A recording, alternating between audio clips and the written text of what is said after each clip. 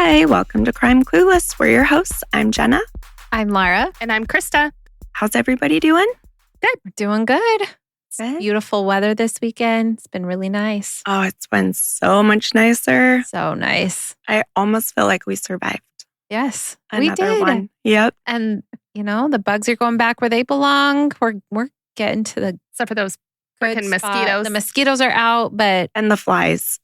But we did get lots and the lots of rain. spiders and the scorpions are going away. Yes. So we're at And a the good place. cockroaches. Oh, so that makes you want to come visit Arizona, right? Beautiful time in Arizona. From It like is. now until basically like April or May. Yeah. It's wonderful. Oh, we're in a good time. Yeah, we're happy. We're excited. So we were out at the park last night for a little Halloween party, and I was like, oh, it's so nice. I have my light jacket, so beautiful. Yes, the perfect date. Perfect date. Just need a light jacket. Exactly.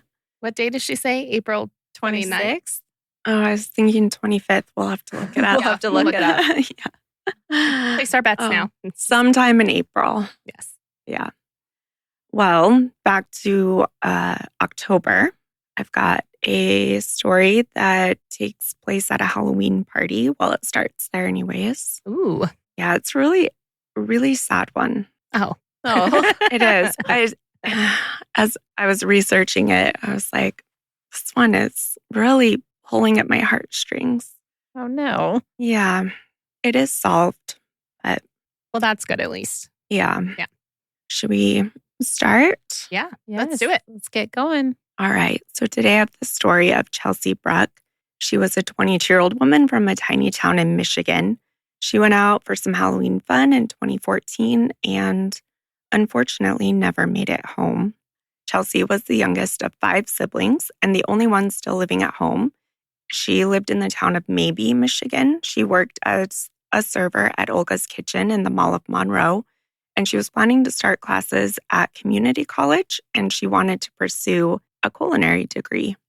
By all accounts, Chelsea was creative. She was kind, very close-knit with her family. She had a lot of friends. She had a big smile, and her family says she had an even bigger heart. In October 2014, she was so excited for Halloween. She spent weeks designing and stitching together this homemade costume. She was planning to be Poison Ivy from Batman. Oh, I like that. Mhm. I Yeah, always wanted to be Poison Ivy.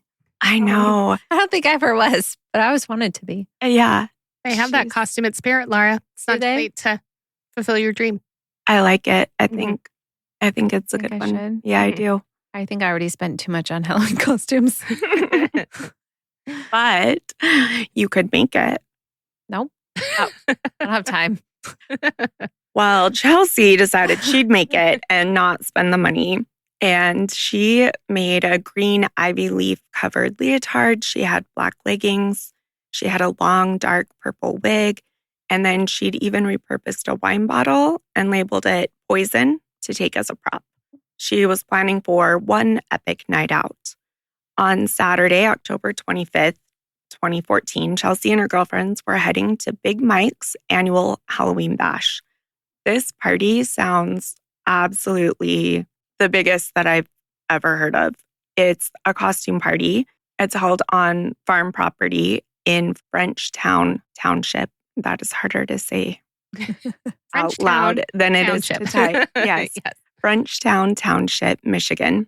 Big Mike, whose real name is Mike Williams, throws this giant party every year on his family's farm. And he always has live bands. It attracts hundreds of people from the area. Like we're talking 600 or so. Oh, wow. Yeah, partiers.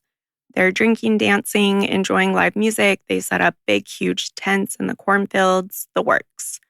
Now remember, we're in Michigan at the end of October at night. It's getting cold. But I think with that many people, I think they have bonfires going. So that kind of helps, but it is chilly. For a 22-year-old like Chelsea, it promised to be an unforgettable night. She and her friend Rebecca, who goes by Becky, coordinated their costumes, both as Batman villains. So Chelsea was going as Poison Ivy, and Becky either went as Harley Quinn or another villain. Reporting's a little bit messy. They wanted to stick to a theme. So they set out that night, giddy with excitement, completely unaware of the dark turns that would happen that night. Chelsea arrived at the party around 10 p.m. with her friend Laura, who had driven, and she was going to be Chelsea's ride home and basically kind of her host for the night. I believe Laura was a little bit older, like 32, but they worked together, and so they had become friends that way. They planned ahead, and Chelsea left her overnight bag with a change of clothes, a jacket, her purse, and her cell phone in Laura's car. Oh, don't leave your cell phone. I Don't know. leave your cell purse. phone. Yeah, it's like we need to practice sewing pockets into everything. Yes. Or I've even seen they have prop purses now. So they're like, it's a purse, but it like fits with your costume. Oh, I like that. Mhm. I was even thinking like the cell phone holder that I've had for running, Yeah. that goes on your arm. Armband. Yeah, you could totally have that under a jacket, something. Yeah. Yeah. But I guess maybe her prop, she didn't want to carry the purse all night, which Yeah. I can understand. Yeah. She did leave her phone in Laura's car. At first, the party was everything they had hoped. It was crowded, loud, it was fun. But not long after they arrived, things started to go awry for Chelsea. She accidentally walked into a wooden post or a low structure in the dark and smacked her face, which cut the bridge of her nose and gave her a nosebleed. Ouch. This was around 12:45 a.m. And the bump, like I said, left her nose bleeding pretty badly. Chelsea was embarrassed and understandably upset, and she even said she wanted to leave the party at that point. But her friends, seeing that the bleeding stopped and not wanting the night to end early, convinced her to stay a little while longer. In fact, they had a little laugh about it once, the initial shock had passed. One friend later recalled how, quote, Chelsea hit her nose, and then we laughed about it. And when I came back, I couldn't find her. Mhm. That moment of laughter would be one of the last lighthearted memories of Chelsea that night. As the party rolled on, the crowd was massive and chaotic. People in all sorts of costumes, and many quite drunk or taking some sort of drugs, were milling around under tents and around bonfires. Sometime around 1 a.m., Chelsea's ride, Laura, decided she was going to head out. And this is the first part of the timeline that I don't quite understand. If she's hitting her face, at 12:45, and she wants to go, but they're not ready to go. But then her friend ends up leaving 15 minutes later. Yeah. Anyways, so Laura knew that Chelsea's stuff was in her car and she was her ride. She says she couldn't find Chelsea in the sea of people, but she did find a mutual friend, Becky, who we'd mentioned, and Laura gave Becky Chelsea's bag, her purse, and her phone. Laura thought that Becky could just give Chelsea a ride home later and get her belongings back to her that way. Becky tried to stick around to find Chelsea, but even she had to leave. She had to work early the next morning, and after searching the crowd, she gave up around 3 a.m. and went home as well. Sad. Mhm. And this is where I will say being tired the next day is worth it. If you come together, you have to leave together. Yes. You just have to. Yeah. Especially, we're out in a really small town, kind of in the middle of nowhere. Even though Uber existed, from all of the things that I can find and the people that actually lived in the area, they're saying you couldn't get an Uber. Well, and she didn't have her phone either. Yeah. And a lot of other people did. And we'll get to it, but she did use a couple other cell phones. It would have been great if she had been able to use it for an Uber. Yeah. Right? So Becky ended up taking Chelsea's stuff with her and just decided that she'd give them to Chelsea the next day. She left a message at Chelsea's house on Sunday saying, "Hey, I have your phone and bag. Call me when you want to pick them up." At that point, Becky assumed Chelsea had just found another friend to stay with for the night because no one answered her phone at home. Now, put yourself in Chelsea's shoes. It's the early hours of Sunday, October 26th, and you're alone at this huge party. Your two friends that you had planned on coming with and leaving with have inadvertently left without you. You have no phone, no money, no ride. You're wearing your Halloween costume, which was not exactly warm attire on this cold Michigan night. Chelsea was also a bit disoriented from smacking her face so hard. I mean, to cut your nose open and have it bleeding. Some people thought she had even broken it. So she was a little disoriented from that. Feeling cold, she starts going from person to person, begging to borrow a cell phone or find someone that can give her a lift home. The problem, of course, is everyone is drinking and a lot of people, have their 1DD, but their car is full. Yeah. Multiple witnesses later remember seeing her between 1 a.m. and 3 a.m., looking upset, shivering, and even crying as she tried to call anyone who could help. Which breaks So my sad. heart. A young man named Gavin let her use his cell phone around 1 a.m. And just the time, it's so close to when her other friend left. I feel like another thing to keep in mind for future giant parties, if you're listening to this, is to have like a time and a spot to meet. Yeah. Because you can understand it's super dark. We're out in the middle of nowhere. It's cold. There's also so many people there, too. So So it'd be hard many to find people. someone, even if you're looking for them. And she didn't Right. have her phone. Yeah. Right. So if you know, have, if you know her phone is in your car and you're not going to be able to get a hold of her, they should have planned something when they were a leaving meetup. and where. And right, we're going to meet at this time at this place. If you choose to stay, great. let me know. But let's have like a meeting place set up. Yeah. So Chelsea called someone when she borrowed Gavin's phone, and they remember that she was in tears, telling them her friends had left her. Another person at the party, Alexandria, lent her a phone between 2 and 3 a.m. so that Chelsea could try making more calls. One of Chelsea's close friends, Penny, later told police that at about 2:30, she got a call from an unknown number. It was Chelsea asking desperately for a ride home. But Penny was already back at home. She said she wasn't sober enough to drive, so she couldn't go get her. I'm sure it was so frustrating and scary for Chelsea in that moment, stranded in the middle of this giant party where she hardly knew anyone. That's kind of scary. Finally, at around 3 to 3:15 a.m., witnesses saw Chelsea outside one of the big party tents near the parking area in the company of an unknown man. She was last spotted walking with this man in the direction of the parking lot, possibly looking to leave. Though, interestingly, they weren't seen actually getting into a car. Witnesses said that Chelsea didn't look frightened or forced. She appeared to just be having a casual conversation with him, maybe even someone she knew, or at least trusted enough to walk, out of the party with. Other partiers described this man as medium build with medium length dark hair, a thin mustache, and some assorted scruffy facial hair. They said he was wearing a plain black hoodie and black framed glasses. At the time, nobody thought much of it, just a girl talking to a guy at a party. That unidentified man would be the last person seen with Chelsea. After around 3:15 a.m. in the parking lot, Chelsea vanished. That's so sad. It is. So sad. Especially because she was trying to find somebody. Yeah, I just need a ride.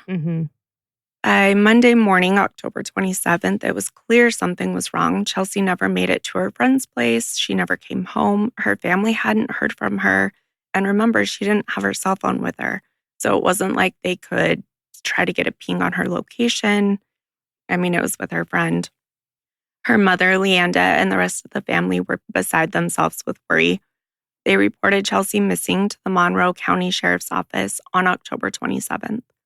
Immediately, a massive search effort kicked off. The case gripped the local community. It's not every day a young woman just vanishes from a party, especially in such a small town. Police started by interviewing everyone they could find who attended Big Mike's party, which you can imagine, not an easy task. There were literally hundreds of people in that field. And many of them didn't know each other or they had full costumes on. Yeah. Sheriff Dale Malone, who led the investigation, noted that a lot of the witnesses also were intoxicated or stoned that night, his words. So memories were fuzzy. Did they have to have like tickets to go to this party? How did they know people who were there? They didn't. Wow. Yeah. That makes it even harder. Mm-hmm. Right. And you've got over 600 people. Yeah. And you don't know who they are? Mm-hmm. Right. There may have been people who were even doing drugs or something and didn't want to go talk to the police. Yeah. Right. Yeah. And I think, some that they interviewed did admit to that, but in saying, I don't remember much of the party. Mm-hmm. Yeah. Within the first week, police had interviewed nearly 140 people. Wow. They had also gotten 185 tips.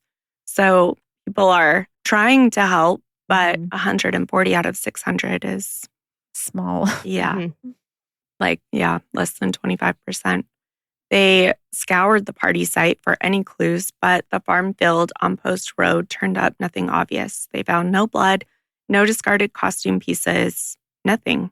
The party host, Big Mike, cooperated with police. He told them he didn't know Chelsea personally, and he had no idea what had happened to her after the party.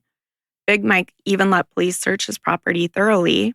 For a brief moment, unfortunately, suspicion swirled around him. I mean, it was his party after all, and the rumor mill had started. Chelsea's family was so desperate that they even wondered if Big Mike had her hidden somewhere on the farm. They were vocal about their suspicions and reportedly believed that maybe she was in his basement or something. At one point, searchers swarmed his land, and Big Mike said he came home one time to find 10 or 20 people and Chelsea's family combing through his property uninvited. The police executed a search warrant for his house and all of the buildings, and in the end, he was cleared. Nothing at all was found to indicate that he had any involvement. It just was his party, Big Mike was distraught, just like everyone else. He was upset that a guest had vanished from his party. He even had this misfortune. He was out searching. His dog got injured by a trap while he was looking for Chelsea. So he, scooped the dog up. The dog had blood on him, which got on his clothes. So he's coming back and these people are searching and he's like kind of covered in blood. Oh, no. Yeah. And they made them pretty suspicious. He's like, it's my dog. I'm trying to help. Yeah. And now I've got to run my dog to the vet. So Yeah. you do you. I'll be back. They were able to rule him out pretty quick and investigators can move on. And the next thing they focused on was identifying that unknown man who was seen with Chelsea leaving around 3 a.m.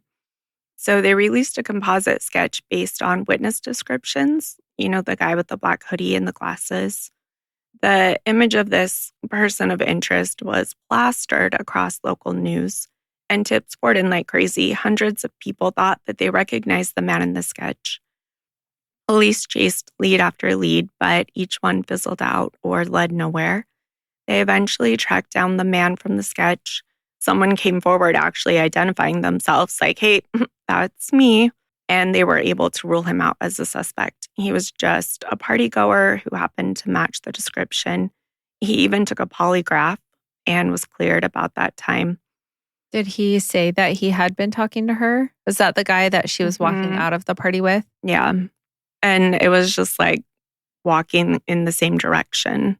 Okay. So I actually think the sketch matched a couple people because they had put it out and then they had pictures of people that were at the party and like they would come in and say, hey, that was me. But I think one had put her like in a truck for a second just to get warmed up and like try to use my phone. Okay. So there were a couple different people that had come forward, but they realized that none of them had anything to do with what happened.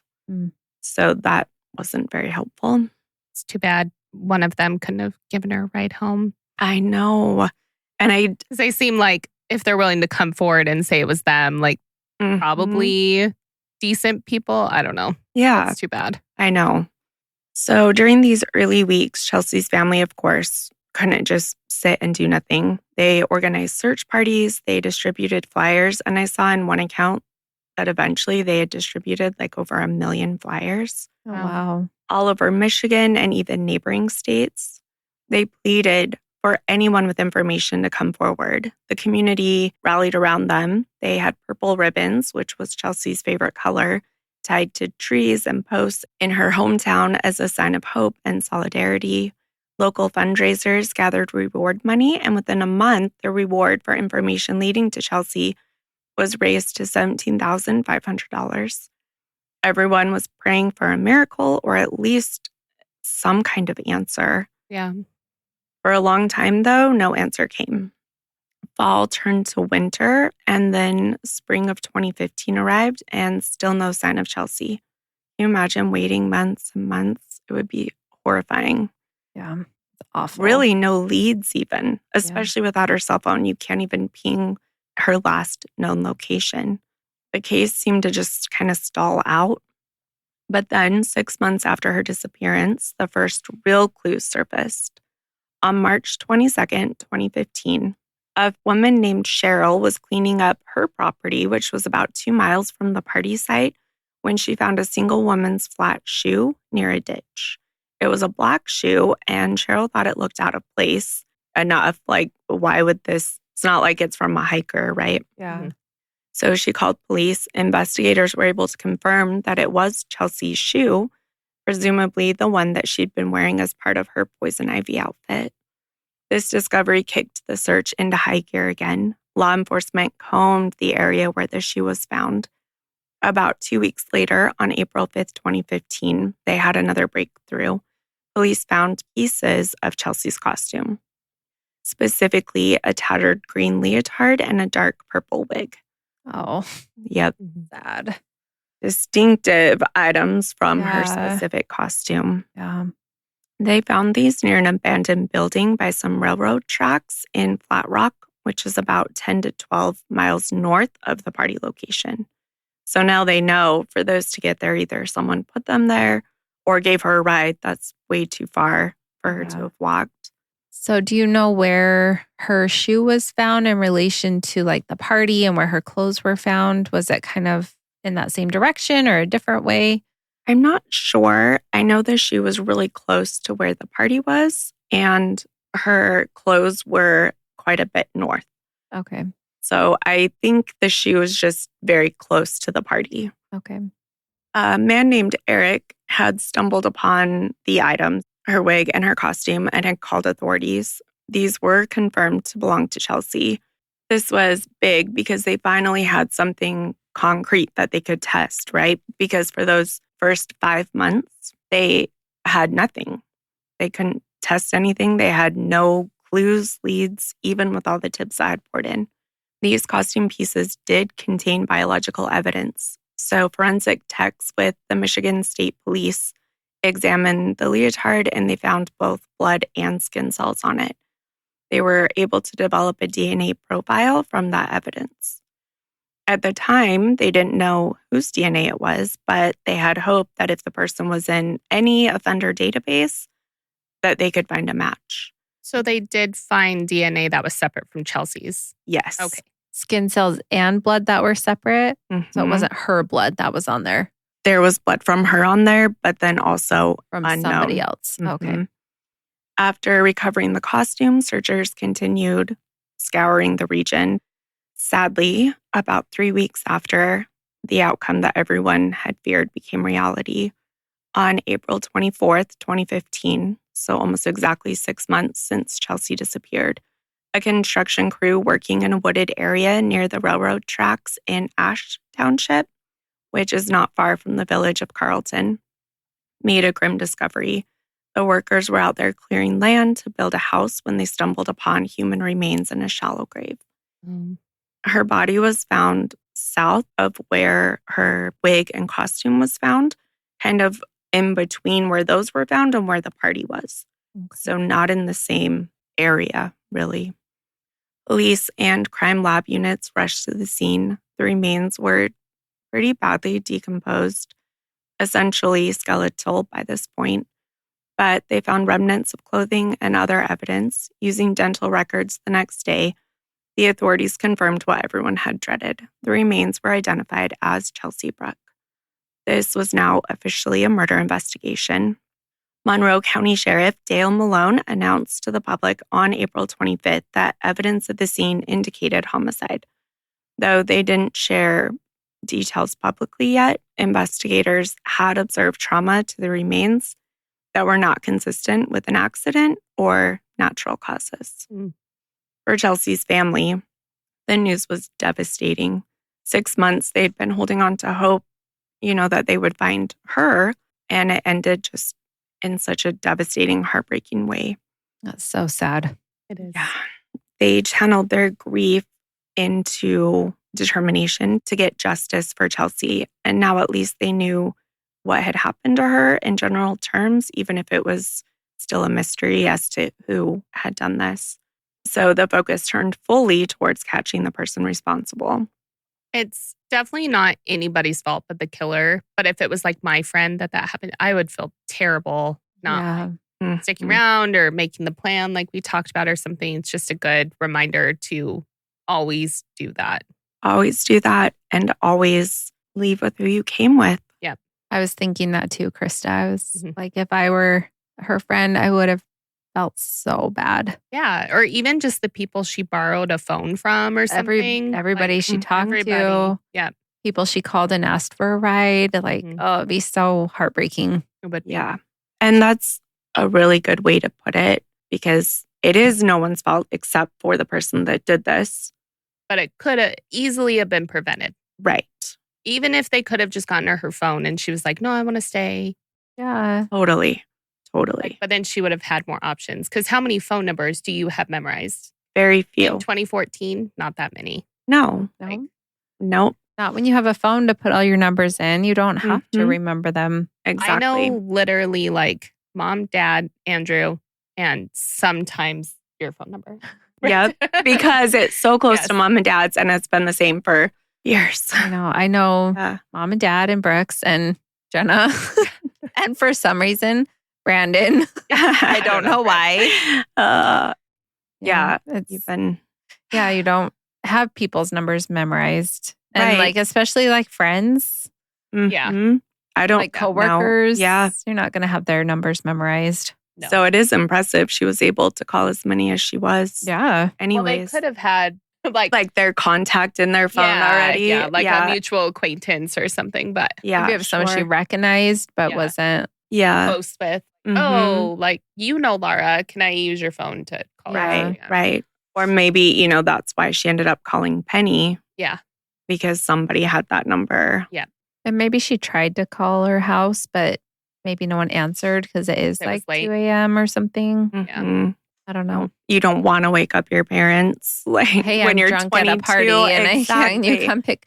Yeah. But I would tell my kids, call me 80 times till I answer. I don't care if what your mom time doesn't it is. call Krista. Yes. Please. I will wake up in the middle of the night and come get I will always. Totally same. Yeah. Please don't ever be afraid to call me. No. I think we need to drill that into their heads. Yep. Yeah. Yeah. Let's sit them all down together. Here's the deal. Yes. And you can call Papa. He will answer anytime. He will be there. And he will come. Yep. So, yes, it would be very hard to be her friends after and find this out when you were there. And and it could have been prevented. Yeah. Just the guilt that you would feel, I think, would be really hard. It would be. Yep. Life lesson. If you come with friends, you leave with friends. Yes. Even if you're going to be tired the next day. Call in sick. Just Yep. Do that. Call in an hour late. Anything to not leave somebody stranded. Yeah. Thank goodness for Uber too. I do know though that there are places where you can't get one at that time.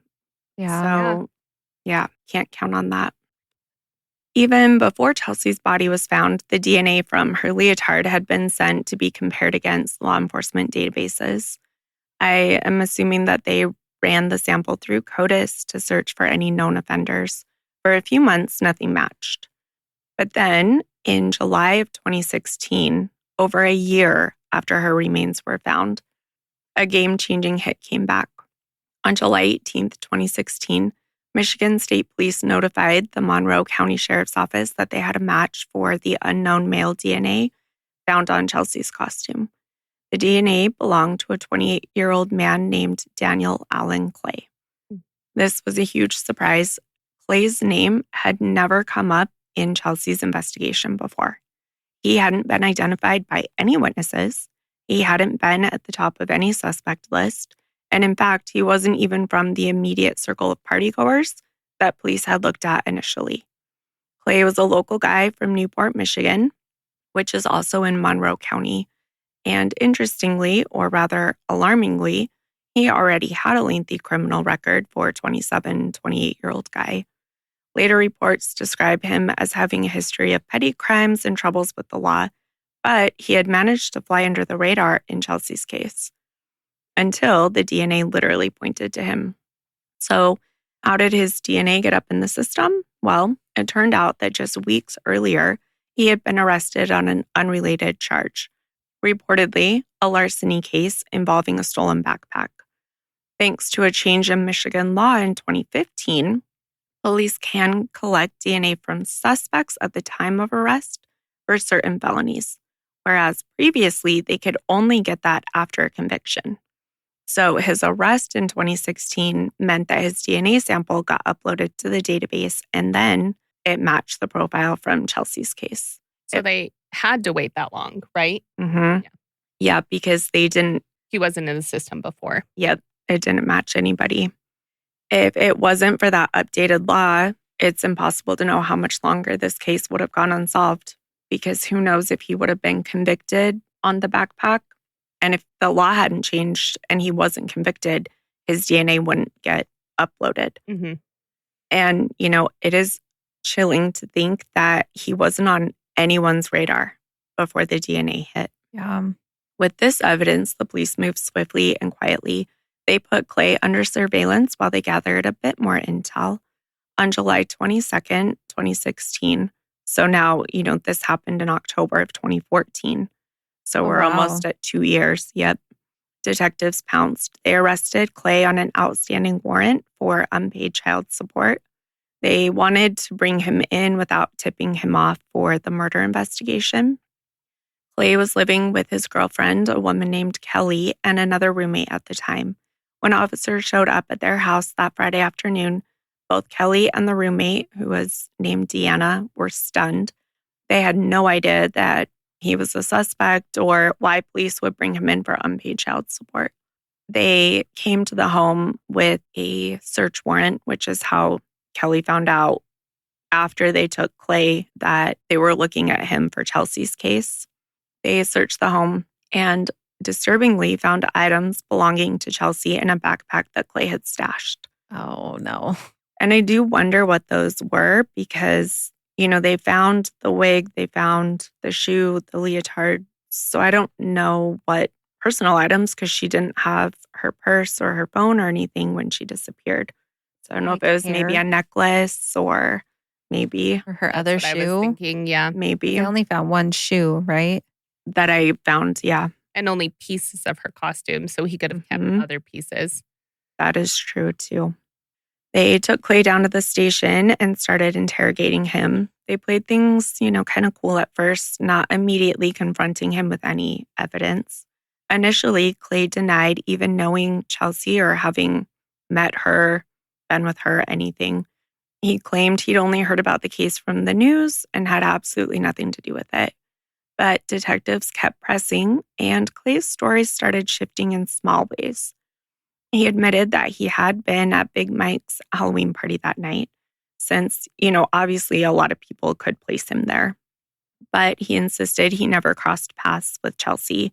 And then he hedged a little and said maybe he did talk to a girl who looked like her, and then maybe fooled around a little. He couldn't recall exactly. I'm sure investigators were exchanging a look at that point because they knew they almost had him. And finally, they dropped the bombshell. Daniel, we found your DNA on Chelsea's costume. There's no refuting that science. And at that point, Clay's resistance cracked. Faced with this DNA link, he suddenly changed his track and confessed that he had been with Chelsea the night she disappeared. But he spun a very specific story about it. According to Clay, Chelsea's death was an accident that happened during a sexual encounter gone wrong. In fact, when Clay called his girlfriend Kelly from jail shortly after his arrest, he told her the same thing. He said that, quote, "It was all an accident. She died during sex and he just freaked out." Now, if your eyebrows went up, you're not alone. It's a pretty convenient story for someone who was just linked by DNA to Chelsea. Here's the essence of what Clay told detectives, and he later repeated these claims in court. He said he left the Halloween party and was driving away when he saw Chelsea walking alone down a road carrying a purple wig in her hand. She looked intoxicated and upset, so he says he offered her a ride home. Chelsea, being stranded and inebriated, allegedly accepted the ride. Clay said that as they drove, they started talking and mutually decided to pull over in a remote area. He claimed that they had consensual sex in his car, and the hookup was entirely her idea and maybe some his. Yeah. Then, according to Clay, he said that Chelsea wanted to escalate things, that she began biting or hitting him playfully. And then he says that she asked him to choke her. And he said that he put one hand around her neck, maybe both hands, quote, applying pressure for 20 to 30 seconds. At that point, Clay says that Chelsea unexpectedly went limp. And it takes a lot longer than that to strangle someone.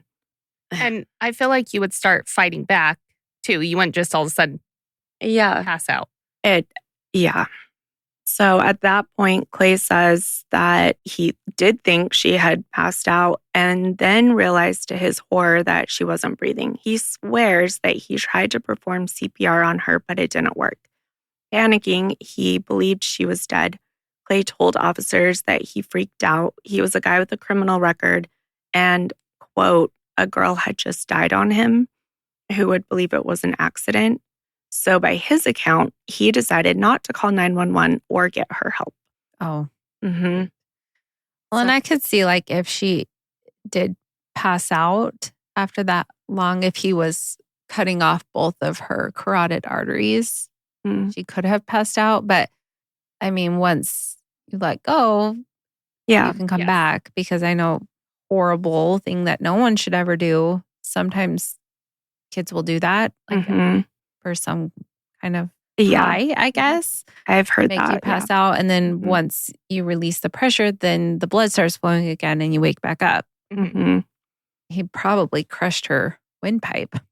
If this whole thing is what actually did happen, or just kept choking her even after she went limp. Yeah, if it wasn't just 20 seconds like he claims. Yeah. Well, I will say I don't believe any of his story. No, I don't either. No. But that is what he has always claimed. From how upset she was at the party and how she was trying to get home, I don't see that happen. I mean, we don't know Chelsea personally or anything like that, but just, I don't know, if you're that upset and cold and trying to get home, I don't know. That just doesn't make sense with what accounts saw of her. Right. Or what they can find from evidence. Yeah. So we haven't got to that yet. Yes. Yeah. But yes, just on the surface, you're right. His story is complete garbage. It doesn't make sense, because if that is what it was, once he stopped, she probably would have come to again. So his story doesn't match. No. And that's just not long enough to kill somebody that way. Yeah. Anyways. He says that he drove around for a while with Chelsea's body in his car until he found a secluded place to put her in a wooded area. And then he says he covered her with branches and dirt. He admitted that he hid the body, but maintained it was only because he panicked and didn't want to go to jail for something he claimed was unintentional. Crucially, Clay insisted, "I did not mean to kill her." In his story, Chelsea's death was a tragic accident during something that was otherwise consensual. It was a shocking story, to say the least. Detectives weren't buying it at face value, but at least Clay had placed himself at the scene and admitted involvement in Chelsea's death, something he had vehemently denied at the start of the interview. The fact that he knew specific details, like where the body was and how it was hidden, gave credence that he was indeed the killer, accidental or not. Sheriff Dale Malone later noted that during questioning, Clay revealed information, quote, that only the killer would know, details that had never been released publicly. So he basically incriminated himself, even as he tried to minimize his intent. After that confession, or partial confession, Clay was formally charged. On July 25th, 2016, he was arraigned in court for Chelsea's murder. Interestingly, at his arraignment, Clay reportedly told the judge, "I don't want a bond," essentially acknowledging that he expected to stay locked up. Maybe he knew that there was no way he was even getting a bond if he wanted one. A way to keep control, I guess. It's like, don't give me that. Oh, well, we weren't going to anyway, sir. Yes. Oh, well, never mind. Give it to me. Yeah. I just want the opposite. Prosecutors charged him with open murder, which in Michigan means a jury can decide the degree of murder, and with concealing the death of an individual. Initially, it seems they listed it as second-degree murder while the investigation continued, but they would later pursue a first-degree felony murder conviction. Clay pled not guilty, sticking to his story that her death was accidental. With his DNA and his admission/confession in hand, the case was strong, but there was still a question. Was it murder, or was there any chance it truly was an accident? And the distinction would become really important in the upcoming trial. It took some time for the case to go to trial. His defense team had him evaluated, and he was found competent to stand trial. They had pretrial hearings, which had graphic testimony from witnesses. In one preliminary hearing in November 2016, 15 witnesses testified, including forensic experts and friends of Chelsea. The evidence in those hearings already painted a very grim picture that undercut Clay's narrative. For instance, a Michigan State Police forensic analyst, Sarah Barr, testified about the state of Chelsea's recovered costume. The bottom half and also the straps had been torn or cut out when it was found. In court, she said those parts of the costume did not test positive for any DNA, so no blood or skin cells or semen or anything. It sounded like somebody had forcibly ripped her costume, possibly in this assault. And the Wayne County Medical Examiner, because her body was examined in Detroit, gave an even more disturbing finding. Chelsea had died from blunt force trauma to the head. So not strangled, she'd been beaten to death, which is so sad. It's really sad. At trial, which started in May of 2017, the prosecution and the defense presented two starkly different stories about what happened on that October night. I always wonder, when people confess to something like he did with a completely different story, does he not think that they're going to find what he actually did? I don't understand. Oh, you confessed. We'll just stop looking into everything right now. No.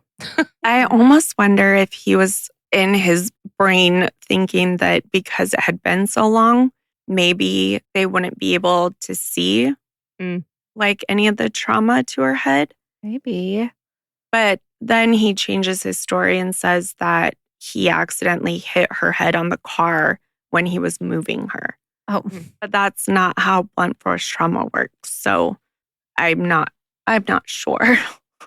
It's always interesting to me. How you did it, and you're just going to spin some wild story thinking no one's going to know. Right. If they don't have her body, I could see that. But they do have her body and her costume and all those different things that would show what actually happened. Exactly. Yeah. Yeah, exactly. Oh, well, she liked it rough, so I did rip it off at her request. Yeah, exactly. This costume she handmade for, herself. Stupid. Right. That's the other part. She took so much time and effort to make it. Yeah. She's not... Rip it apart for some random stranger. No. Right. Or someone you know. No. Yeah, either way. Do not rip this costume. I spent time on it. I'm going to wear it next year, I promise.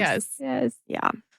At trial in May 2017, the prosecution and the defense presented two very different stories about what happened that night. The prosecutors argued that Clay was lying through his teeth about the death being an accident. They contended that Clay violently attacked and murdered Chelsea, likely after attempting to sexually assault her. He told the jury flat out that Chelsea was not killed by any sort of consensual something gone wrong, but by multiple blunt force traumas to her face. That's terrible. Yes. Indeed, autopsy findings supported what the prosecution laid out. Chelsea's face and skull had multiple fractures, including a fractured jaw and even broken teeth. Injuries far more consistent with the blunt force trauma than with accidental choking. Or accidental bumping her head on the car. Yes. Broke all of her teeth, but yeah, it's terrible. It's like he's just trying to come up with something else when his lawyers were like, what about tell us what really happened, because, they've got the evidence too. Yeah. The medical examiner testified that Chelsea's cause of death was blunt force trauma, not asphyxiation. Her remains were too decomposed to find definitive evidence of strangulation, no soft tissue, but the pattern of broken facial bones spoke volumes. Was is that the hyoid bone? Mm-hmm. Is that broken? I'm not sure. Because that could indicate like choking. Mm-hmm. You might see. Don't remember seeing that was broken, but I think that's not completely 100% of the time. Yeah. Can't remember what the number is, but it doesn't always break. Mm-hmm. But but that would be something if it was broken that they could be like, okay, maybe. Yeah, but all of the fractures to her face and her skull, are much. Well, he also could have done that and also done the other things. Yeah. And maybe he had choked her too. Mm-hmm. And that's why he was saying that story specifically, because especially he had been. Oh, sorry. Oh, no. Because he had done that and he thought maybe they would be able to see that, but maybe not the other things. He didn't think he hit her hard enough to cause more problems. I don't know. Well, and also if he was trying to choke her and she fought back, then he may have done the rest after that as well. True. It's terrible all around. It's so awful. The medical examiner also wanted to get through to the jury that there's this pattern of broken facial bones. And then she explained that strangling someone to death takes at least 2 to 3 minutes of sustained pressure, which is far longer than the 20 to 30 seconds that Clay claimed he had held Chelsea's neck. Yeah. So she testified that his timeline made no sense medically.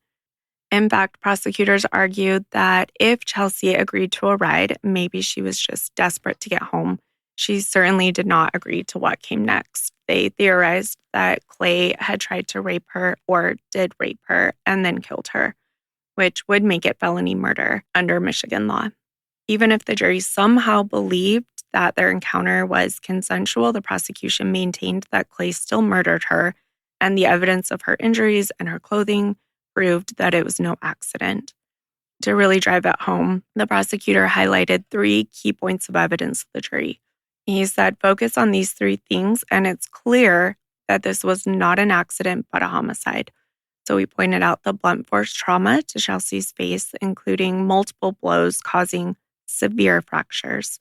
There was blood on the inside of her costume, indicating internal injuries or bleeding, inconsistent with what Clay has said happened. And then the torn parts of her costumes, showing that it had been ripped, consistent with an attack as opposed to something consensual. Yeah. According to him, these facts proved the defendant murdered Chelsea, not by accident, but by multiple blunt force trauma to the face. And that quote really stuck with me. He basically told the jury, you got to ignore the fairy tale about this accidental choking and look at the reality of what the evidence shows. Yeah. On the flip side, the defense attorney, Smith, didn't dispute that Clay caused Chelsea's death. Clay had by then admitted to being responsible, but they continued to insist that it was unintentional and a tragic accident. They argued that Chelsea did consent to this encounter with Clay and that she unexpectedly died during this. They were asking the jury to find Clay guilty of a lesser offense like involuntary manslaughter or at most second-degree murder rather than first-degree murder. Defense lawyer Smith emphasized that Clay had no motive to kill Chelsea. He didn't know her before that night. There was no premeditation, no robbery, nothing to gain, quote, which is just mind-boggling. People kill people without some kind of what we can understand is a logical explanation. I mean, none of it is logical. In closing, Smith told the jury it was not Clay's intention to kill Chelsea. What motive did Clay have to kill her? There was no motive. Well, I feel like there's plenty of motive. The defense also tried to cast doubt on the cause of her injuries. They posited a rather bizarre theory that maybe the damage to Chelsea's face happened after she had died due to her body being dropped or struck by objects when Clay was moving and hiding it. And Clay himself testified, he took the stand in his own defense, that he was so, quote, drunk and high that night, he was blacking out and didn't fully recall how everything happened. Maybe you shouldn't be offering a ride to someone else then. Or driving. At all. Yep. Or saying exactly what happened when it doesn't match what the evidence shows, right? Yeah. He said he did remember accidentally dropping the body a couple of times while carrying her, and even claimed that at one point a heavy log rolled onto her face as he was trying to hide her body. What? Yeah. The logs are just rolling all over in the field. He just accidentally rolled onto her face. Right? Well, also he's so drunk and high he can't remember everything, but he's right. Sober enough to move her body and I don't know. Conceal it. Yeah, conceal it. Yeah. No. That's a good point too. Maybe he imagined those logs rolling. Right. That doesn't make any sense. No. In his story, these, quote, clumsy mishaps, not an intentional beating, are what explains the broken facial bones. They could have occurred 3 hours after death, his attorney suggested to the jury, implying that maybe animals or something else was to blame. To bolster their claims, the defense actually brought in their own expert witness, Dr. Daniel Spitz, a well-known forensic pathologist, who agreed that it was possible the fractures happened when Clay dropped the body or this log scenario. However, even Dr. Spitz had to concede that the official manner of death was homicide. The prosecution's forensic anthropologist, Dr. Megan Moore, flatly called Clay's story somewhat of a stretch. She pointed out that if the body fell and fractured a jaw, you'd expect damage to other parts of the nose, but Chelsea's nasal bones weren't broken. Instead, the pattern fit being punched or struck in the face directly. So their own witness was against him. Yep. I mean, Oops. Yeah. When your story is that inconceivable, probably pretty hard to find someone that can fully back it up. Yeah. A compelling witness for the prosecution was Jessica Pribble. She was the friend who worked with Chelsea at Olga's kitchen, and she also happened to be Daniel Clay's ex-girlfriend. Oh. They have a child together, and that's who he owed money for child support. That's really interesting. Yes. Jessica testified that after Chelsea went missing, she didn't recall Daniel ever mentioning Chelsea or expressing concern. But after Clay's arrest, he placed 2 phone calls to Jessica from jail, leaving voicemails where he sounded distraught. She recounted that he said he was extremely sorry and that he had effed up big time and he was going to be, quote, gone for a really long time. So did he know Chelsea? Had he met her before? If they worked together, or were they working together after? I'm not exactly sure, because, they still had a child, so he still had to come in. But I would guess that if they had that mutual friend and he is offering her a ride home and he's like, hey, you look familiar, And maybe that's why she got in the car with him. That makes more sense to me than just someone random. Yeah. If it's someone random, I imagine it would have been a struggle to get her in the car. Yeah. So he also could have just seen her at the restaurant and like known who she was or something. Maybe they didn't know each other personally, but yeah, no, I don't think that they knew each other personally, but I do think somehow, whether it was in talking as they were both leaving, she mentions she works there. He mentions his ex-girlfriend, and there's that connection. And here's the thing, just because someone knows someone else, you don't know them. I mean, you don't. They also could be lying. You can't just assume that they actually know. I mean, anyone can agree to anything. Well, and do you mean that they know someone that you know? Oh, yeah. Like you're saying, like, just because you have a mutual acquaintance, but they could also be lying about that mutual acquaintance. Anyone could say, oh, yeah, I know Chelsea. Right. Well, it kind of makes me sick too. I wonder if he had recognized her as she's walking around the party and if he saw her distressed and he followed her out of the party and he's down like, the street. Hey, I know you work at Olga's Kitchen with Jessica. And she's like, oh, yeah. Well, even if she had walked away and then he followed her so people wouldn't see them leaving together. Yeah. That's true too. But, then catching up to her when no one is looking or... Then no one would place them together if you watched her leave, which way she was going on foot, and then went to find her. Yeah. And that's very possible because he knew she was distressed and, other people said she was crying or really upset when she saw her friends. Yeah. He could have seen her walking around trying to get people's phones and seen her being distressed and intoxicated and yeah. That's awful. It is awful. The voicemails that Jessica's testimony was talking about helped show Clay's, whether conscious or subconscious, guilt. It sounds like he knew he was going to be in deep trouble. And then Clay's own timeline on the witness stand. This was truly something. For over 2 hours, Clay spoke to the jury, trying to sell his story of a freak accident. That is so long. He actually doubled down on the details. He claimed under oath that she had asked to be choked and he just accidentally overdid it. He insisted that he never struck her, punched her, hit her, anything, not even once. In fact, he said any suggestion he punched her was false. He blamed the broken bones on the things we already talked about, like dropping or, like we said, hitting a car door on her head, anything else, but it wasn't him. At one point, Clay rather infamously testified, quote, this is horrible. People like to get choked sometimes during sex. I'm not a very conventional guy. That line, yikes. I'm sure he was just trying to normalize what he's claiming happened. Because even if you are trying to sell that, there's going to be a lot of people that don't buy that. Yeah. Yep. I can't imagine that it did him any favors. It came off as glib, almost flippant, like he was trying to justify himself instead of showing any genuine remorse for a life lost. The prosecutor pounced on Clay's inconsistencies. During cross-examination and closing arguments, they highlighted how his story had changed repeatedly whenever new evidence cornered him. Initially, no involvement. Then maybe they had had a consensual encounter, but she left alive. And then, oh, actually, she died by accident.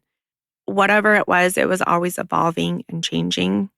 In fact, Monroe County Circuit Judge Daniel White, who presided over the trial, noted later that Clay changed his story every time the detectives questioned him or brought up something new. The pattern of lying was clear.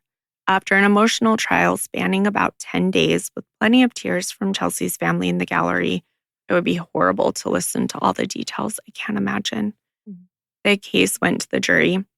They had a big task: decide if this was murder or a lesser crime. They could consider first-degree murder, which in this context could be premeditated or felony. They could also consider second-degree murder or involuntary manslaughter, which is what the defense was urging. It didn't take them long. The jury deliberated for only approximately 3 hours before returning with their verdict. In the end, they rejected his story entirely. On May 16, 2017, the jury found Clay guilty of felony murder in the death of Chelsea Bruck and guilty of the concealment of a death. They specifically found him not guilty of premeditated first-degree murder, but under Michigan law, felony murder is itself first-degree murder. So this means the jury agreed that Chelsea was killed during the commission of a felony, which is the sexual assault. Essentially, they believed that Clay intended to rape or harm her and caused her death in the process, even if he didn't plan it, premeditation in advance. The quick deliberation and the verdict spoke volumes. The jury simply did not find Daniel Clay credible, and I can't say that I blame them.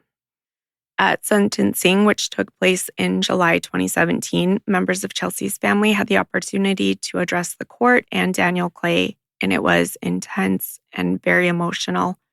By law, first-degree murder convictions in Michigan carry a mandatory life sentence without parole. There was no suspense about his fate. He was definitely going to prison for life. But the family statements were a powerful reminder of the human loss behind all these facts and legal arguments. Chelsea's mother astonished many by choosing to speak about forgiveness. In court, she actually addressed Daniel Clay directly and said, "Today, with the strength from Jesus Christ, I forgive Daniel Clay." As she spoke, she held up a Bible and said she would leave it for him. She said, quote, "I am leaving you with the Bible. I hope you will let Jesus in to help heal your mess." End quote. She later explained that she had to forgive him because otherwise the hate and anger would destroy her. She's a tough woman. That would be really hard. I don't know if I could do that. I don't think I could, especially after sitting in court for all of that time and hearing everything. And hearing him almost slander Chelsea too. And yeah, that would be hard. Yeah. When it was Clay's turn to speak, he did apologize, or at least said words of apology. Quote, "I'm sorry, I made a mistake. There was nothing that I meant to happen, nothing I wanted to happen," he mumbled. So again, he's maintaining that he never intended to kill Chelsea. By this point, after all of his shifting stories, his apology rang hollow. The judge certainly wasn't convinced. Judge White looked at Clay and delivered this scathing rebuke. The judge said, "It's very clear to me, Mr. Clay, you're a liar, a rapist, and a killer." Those words are searing, but consider the evidence. We know that he's all of those by the end. Yeah. The judge imposed the only sentence permitted, life in prison without the possibility of parole. They also gave an additional 3.5 to 5 years for the concealment of death. So justice, as much as was possible, was served for Chelsea. Jenna, did they interview his girlfriend, Kelly, that he was living with? Did she have any ideas or thoughts about this? She seemed stunned. Wow. And just completely no way. He wasn't ever violent to her or anything? Doesn't sound like it, but sometimes they're not like that with the person that they're with. Yeah. But hang on to that thought. He wasn't done making headlines. After his murder conviction, it emerged that the DNA sample that got him for Chelsea's case also linked him to another violent crime. In a twist that confirmed everyone's worst suspicions about his predatory nature, his DNA was matched to an unsolved sexual assault from June 2016. In that incident, which occurred just a few months before he was arrested for Chelsea's murder, he had broken into a woman's apartment in Monroe County and had brutally raped her. The victim didn't know her attacker at the time, but the DNA connected him to that as well. Wow.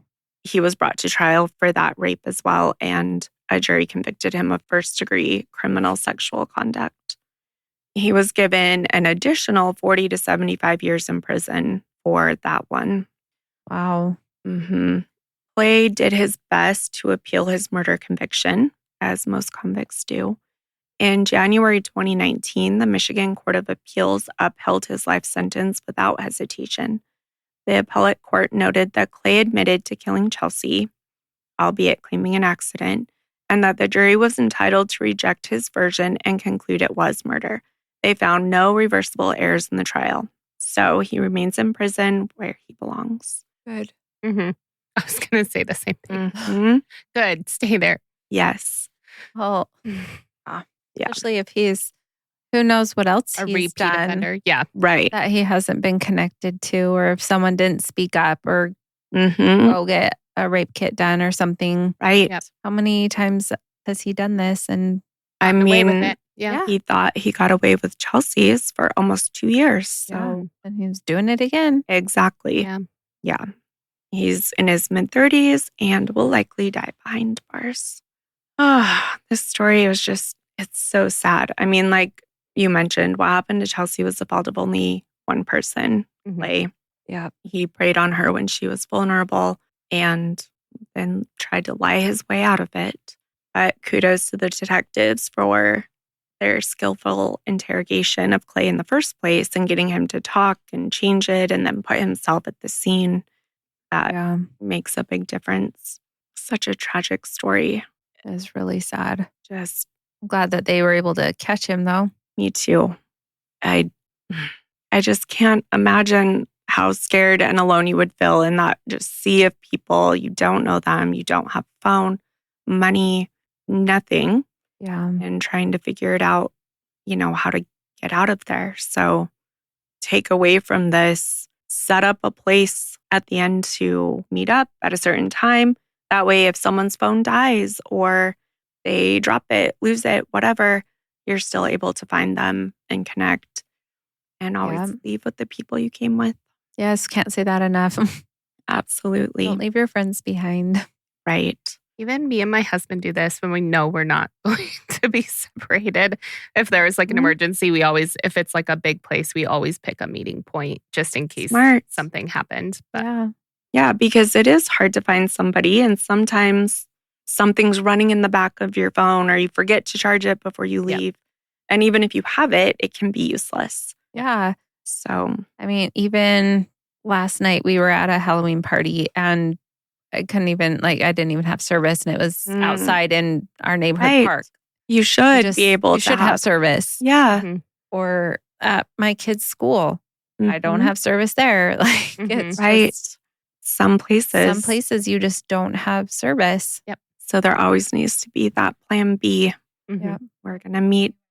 And let people know where you're going. Yep. I think I was thinking that in a crowd of 600 people. Yeah. How do you find your one friend? Yeah. It could be impossible. And there, you said there were multiple buildings. And big tents. You could be moving. I mean, even if she was looking for her, if they're going to different buildings as she's moving, it could have been impossible. Right. It's so many people. Yeah. So I think with these cases, as so heartbreaking and tragic, it's important to take something from it.